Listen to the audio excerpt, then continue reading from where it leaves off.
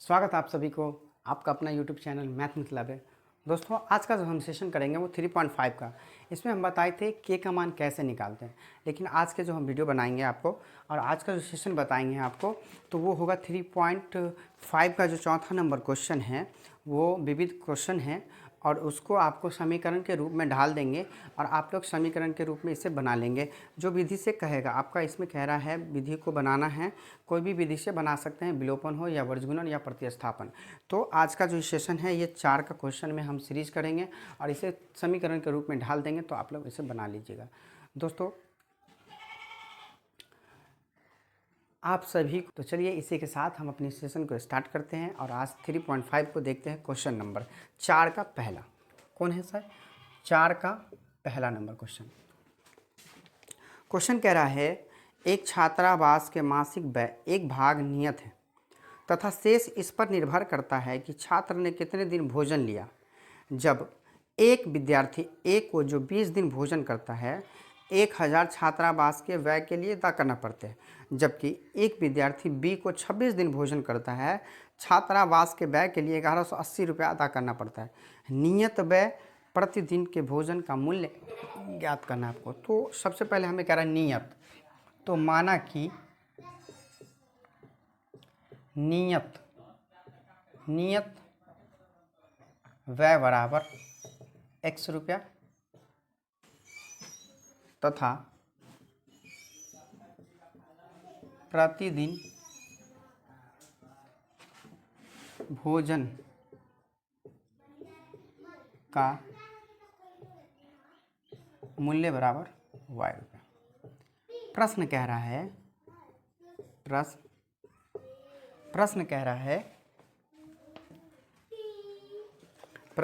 है कि जब विद्यार्थी ए के लिए, किसके लिए? ए के लिए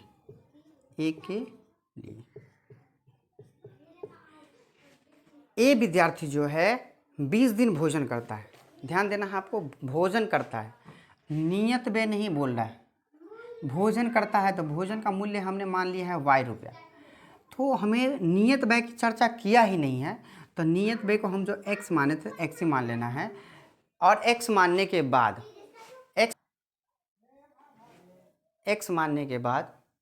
हमें प्लस कर देना है।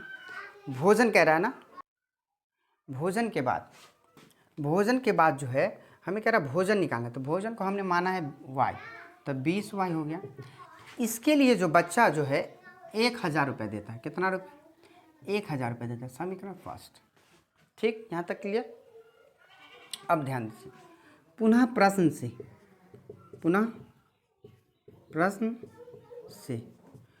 प्रश्न कह रहा है फिर से। ये समझ गए ना कहाँ से आया x + 20y? कह रहा है कि बच्चा जो था वो भोजन करता था, भोजन करने का जो है 20y ले रहा है, तो हमने भोजन को क्या माना हुआ? अरे तो भोजन का हमने क्या मान लिया? ध्यान दीजिए, यहाँ पे क्या बोला गया है कि जो नियत व्यय जो था, नियत व्यय x रुपया था, लेकिन भोजन का व्यय मूल्य जो है हमको 20 रुपया बोल रहा है। और क्वेश्चन जो कह रहा है ए जो लिया है ए, वो भोजन करता है 20 दिन, तो 20 दिन भोजन करने का हम y मान लिए, तो 20 गुने y तो 20y हो गया और x + 20y बराबर, इसके लिए इन्हें देना पड़ता है 1000 रुपया। उसमें क्या होता है, जो हमने नियत यानी फिक्स वाला जो था, नियत के बारे में मैंने पिछले वाले वीडियो में बताया है, तो उसके बारे में देख सकते हैं आप। तो नियत का x हो गया, तो x + 20y बराबर 1000। पुनः प्रश्न से अब ध्यान देना, ये फिर कह रहा है जबकि एक विद्यार्थी बी के लिए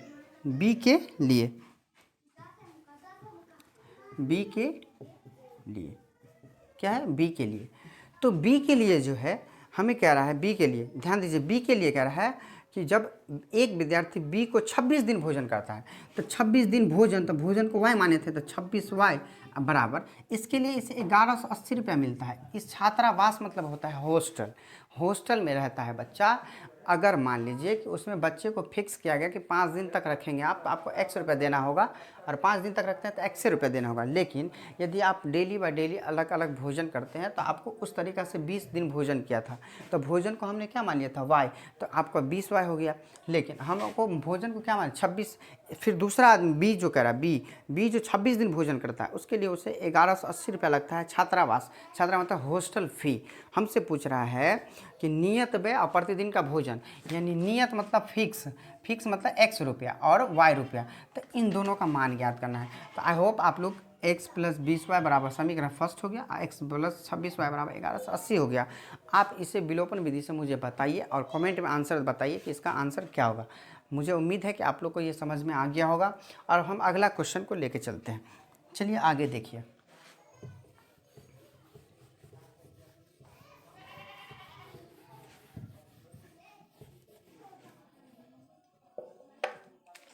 अगला क्वेश्चन है 4 का दूसरा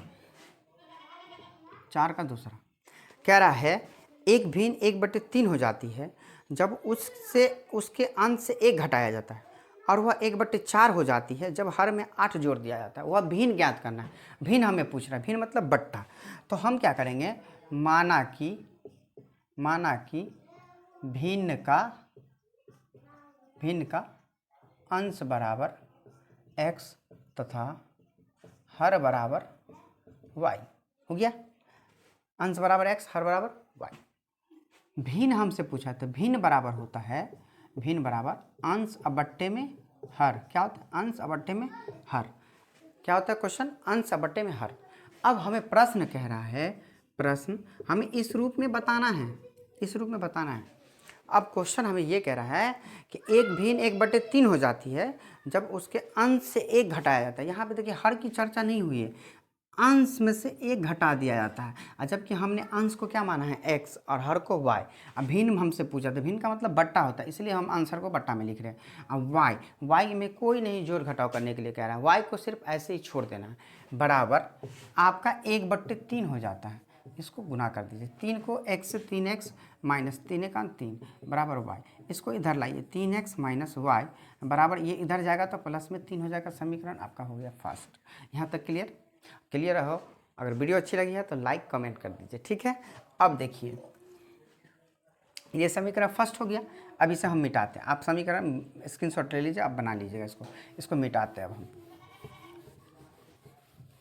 अब पुनः प्रश्न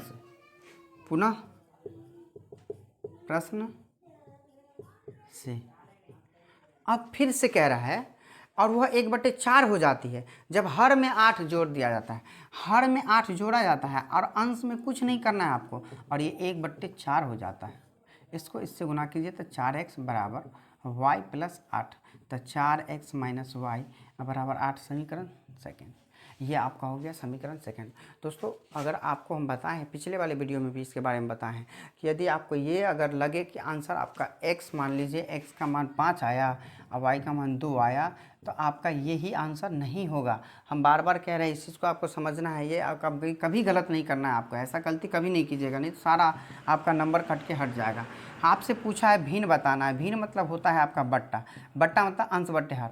x को माने है ना अंश, तो अंश का मान कितना है 5, हर का मान 2, ये होगा आपका आंसर। अंतिम में हम एक एग्जांपल दिए हैं, अगर आपका इसका आंसर जो भी आएगा x y का मान, उसको बट्टा में करके लिखना है आपका, तब जाके आंसर सही होगा। आई होप यहाँ तक क्लियर। वीडियो अच्छी लग रही है तो लाइक कर लीजिएगा। चलिए देखिए अगला क्वेश्चन।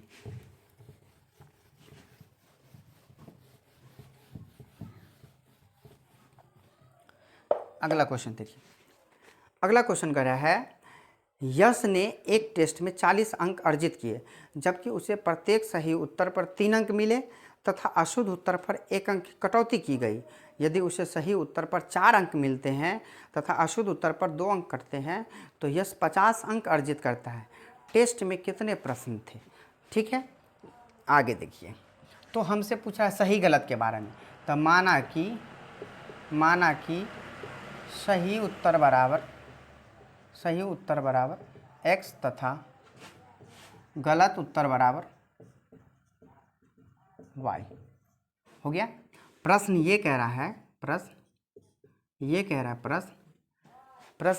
है कि यश ने एक टेस्ट दिया और 40 अंक लाया, जिसमें से 40 अंक लाया यश ने, लेकिन कह रहा है कि जब उसे प्रत्येक सही उत्तर पर 3 अंक मिला, सही उत्तर को हमने माना 3x, तो यहाँ पे हो गया 3x मिला उसे। लेकिन फिर उसे कह रहा है आगे, और अशुद्ध उत्तर पर 1 अंक की कटौती की गई। अशुद्ध मतलब गलत, गलत मतलब ये कि 1 अंक माइनस कर लिया, तो ये माइनस में y माने हैं। 1 अंक काटा है तो 1 लिखेंगे तो भी, नहीं लिखेंगे तो भी कोई बात नहीं है। 1 अंक काटा है, अगर यहाँ पे 3 काटता तो 3y लिखते हैं। और इसे मिलता है कितना, टोटल 40 नंबर। कितना नंबर, 40। ये समीकरण आपका हो गया पहला। फिर पुनः प्रश्न से, पुनः प्रश्न से क्या है, पुनः प्रश्न से। फिर प्रश्न कह रहा है अगला, देखिए, यदि उसे सही उत्तर पर 4 अंक मिलते तथा अशुद्ध उत्तर पर 2 अंक कटते हैं तो 50 अंक अर्जित करता है। देखिए 4 अंक फिर मिलता है सही उत्तर पर, 4x, इसी में से 2 अंक फिर गलती भी करता है तो 2y बराबर, इसे मिलता है टोटल 50 नंबर। ये आपका हो गया समीकरण तैयार। अब आप इसमें आप बट्टा नहीं कीजिएगा, आपसे सिर्फ सही और गलत का पूछा है तो सही गलत का पूछता। देखिए कंडीशन देखिए, अब क्वेश्चन क्या करा, अगर आपसे क्वेश्चन पूछ दे तो बताइए कि कितने प्रश्न सही थे और कितने प्रश्न गलत थे, तो जो आपका x आएगा वो सही होगा और जो आपका y आएगा वो आपका गलत होगा। ठीक, लेकिन हमें ये क्वेश्चन कह रहा है इसमें कि बताइए कि टेस्ट में कुल कितने प्रश्न थे। ध्यान देना है, टेस्ट में कुल कितने प्रश्न थे। तो टेस्ट में जो प्रश्न थे उसमें से सही था और गलत भी था। तो सही को माने थे x और गलत को माने थे y। अब मान लीजिए हमको आ गया 15x का मान और y का मान 5, यानी 15 सही था, 15 टोटल क्वेश्चन कितना था, तो 15 5 20 था, लेकिन उसमें से 5 गलत था, 15 सही था। लेकिन आपसे क्वेश्चन ऐसा नहीं पूछा, अगर सही गलत के बारे में पूछता तो 15 सही 5 गलत, लेकिन इसमें पूछा कि टेस्ट में कुल कितने प्रश्न थे, तो सही गलत सबको जोड़िएगा तब ना पता चलेगा। मान लीजिए कि हम आपको यदि 50 नंबर का टेस्ट लिए, यदि आप लाए 40 नंबर, तो आपको कितना नंबर कटा, 10 नंबर कटा, तो 10 गलत हुआ, 40 सही हुआ। अगर आपसे पूछेगा कि बताइए आपका सही कितना हुआ, तो 40 सही हुआ, और गलत कितना हुआ तो 10 गलत हुआ। लेकिन आपसे ये पूछेगा कि बताइए टोटल क्वेश्चन कितना था, तो टोटल क्वेश्चन 50 था। सेम चीज़ यही चीज़ है इसमें, इसमें भी यही कह रहा है कि टेस्ट में कुल कितने प्रश्न थे, तो टोटल 15 5 20 प्रश्न थे। हो सकता है कहीं आपको ज़्यादा आए x और y का मान, तो आप उस हिसाब से दोनों को जोड़ लीजिएगा, यह आपका आंसर हो जाएगा। आई होप यहाँ तक क्लियर है। कोई दिक्कत, अगर दिक्कत हो रही है तो कमेंट कर दीजिए, मैं ज़रूर बताऊँगा। ठीक है, आगे देखिए अगला क्वेश्चन।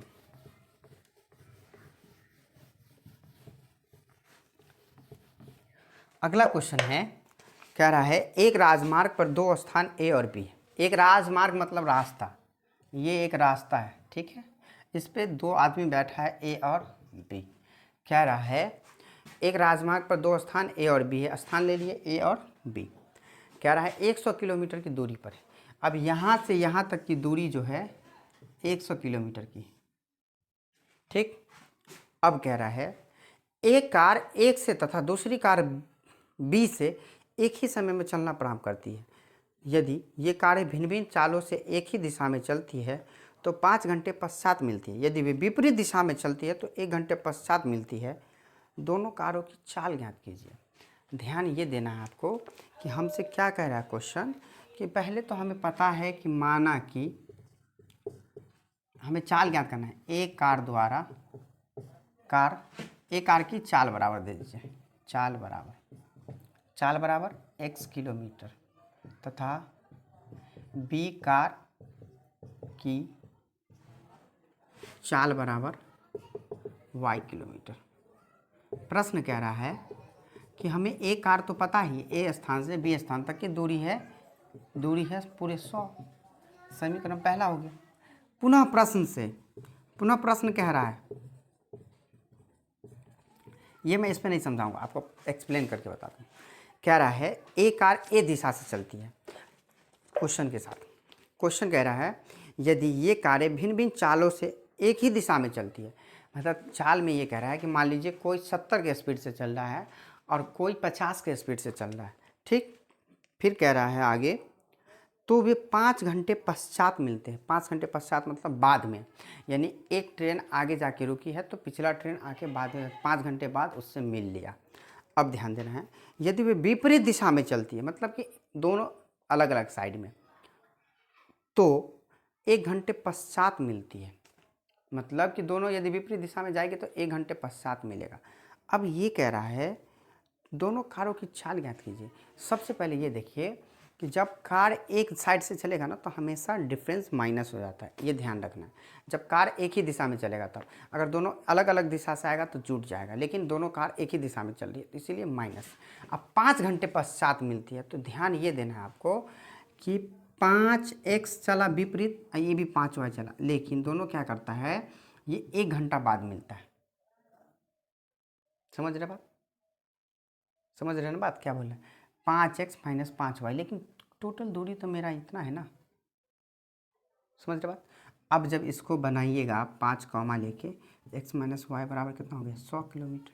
टोटल दूरी इतना ही तय करेगा, x माइनस 20 हो गया आपका समीकरण फर्स्ट सेकेंड। अब इसे बनाएंगे आप तो मुझे उम्मीद है कि ये आपको आंसर निकल देगा, चाल कितना कितना था। ठीक, इसे समीकरण पे आप बना के देख सकते हैं, कोई दिक्कत नहीं आएगा। आई होप यहाँ तक क्लियर हो गया। अब हम थोड़ा सा आगे चलते हैं।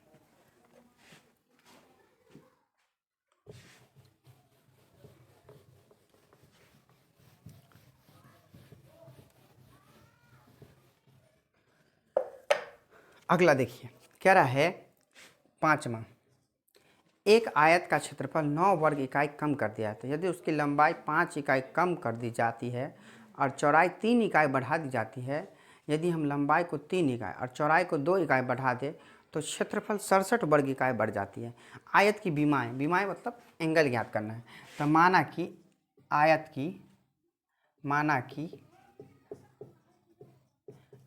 की लंबाई बराबर x तथा चौड़ाई बराबर y।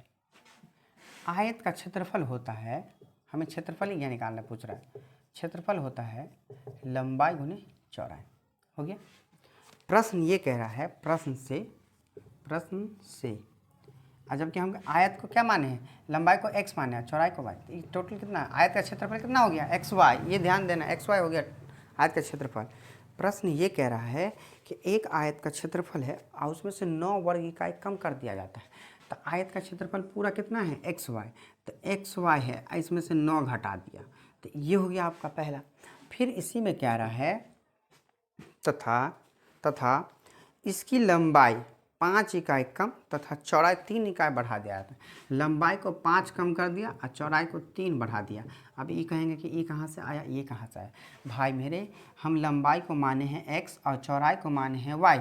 हमें प्रश्न ये कह रहा है कि लंबाई में से 5 घटा देना है आपको और चौड़ाई में 3 जोड़ देना है आपको, फिर आपको समीकरण बनाना है। तो एक्स वाई माइनस 9 हो गया। ये x को इससे गुना करेंगे तो एक्स वाई हो जाएगा। इसका वीडियो मैंने एक बार डाल दिया है, पीछे अलग सा ही वीडियो है, इसका आप जाकर देख सकते हैं। इसके बारे में यदि नहीं समझ क्या है, इस x को एक बार इन दोनों से गुना करना है। तो x को y से गुना किया तो एक्स वाई हो गया, फिर प्लस 3x को गुना किया 3x, फिर माइनस से गुना करेंगे तो माइनस 5y, फिर माइनस प्लस माइनस 5 दिया 15।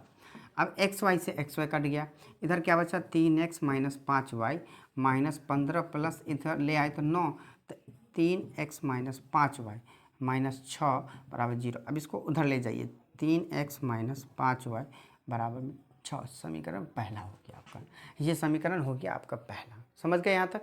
अगर वीडियो अच्छी लग रही हो तो दोस्तों लाइक कमेंट कर दीजिएगा, सब्सक्राइब तो ज़रूर कर दीजिएगा, क्योंकि ये देख रहे हैं आप लोग का ही मेहनत चल रहा है यहाँ, क्योंकि आप लोग के लिए 2025 में जो भी एग्ज़ाम आने वाला है, मैं उम्मीद करता हूँ कि आप लोग को कहीं भी दिक्कत नहीं। अगर तो कोई भी दिक्कत आ रहा है तो इस प्लेटफॉर्म पर जुड़ जाइए, आप मुझे कमेंट करके बताइए। पर्सनल नंबर भी मैंने दे चुका हूँ, आप जाके देख लीजिए, वीडियो में कोई भी नंबर दिया गया है, आप उसमें से नंबर सेव करके मुझे व्हाट्सएप भी कर सकते हैं, तो मैं सॉल्यूशन आपको ज़रूर बताऊंगा। अब मुझे उम्मीद है कि आप लोग को ये वीडियो समझ में आता होगा। समझ में आता है तो कमेंट ज़रूर कर दीजिएगा, ठीक है। चलिए अब अगला क्वेश्चन देखिए। अगला ये हो गया, इसी में पुनः प्रश्न से